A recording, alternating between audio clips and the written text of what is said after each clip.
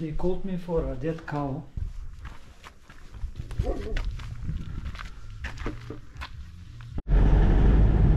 Ало, Залиха, здравей! здрасти. Ивайло е, идваме сега до 10 минути сме за кравата. Добре на обората. Stella, is this your first time to load a dead cow for the voucher? Yes, it is my first time and I am very excited.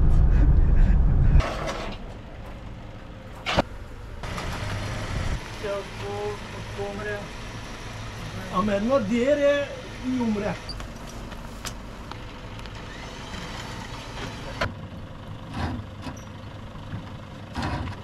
Много е старо.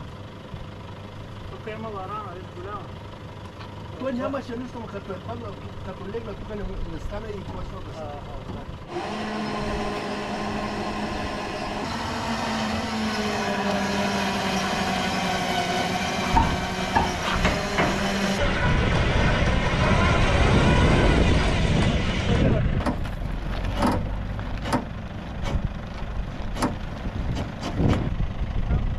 Дай.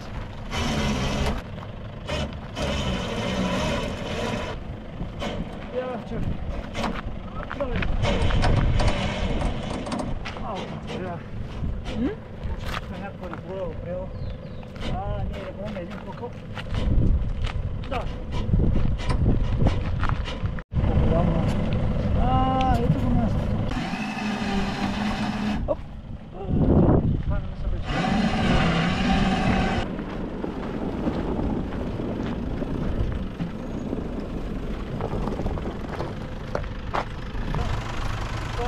Бюджетната лебедка, предната е 3 пъти по-мощна и трябваше да дарим 500 лева повече. Това вече 10 пъти сме имали креативни.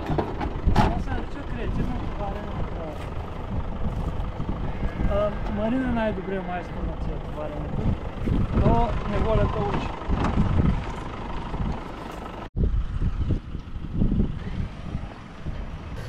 Там е опасно. Да, пазя се.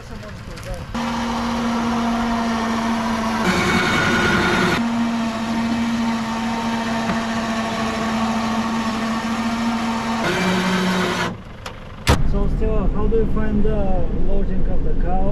It was very interesting. I am very glad I joined. It was more difficult than I expected. The winch betrayed us.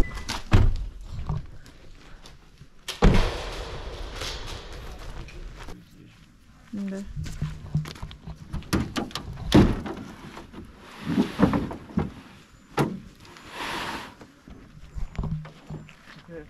Не е толкова наклонено, колкото става, но заради камерата.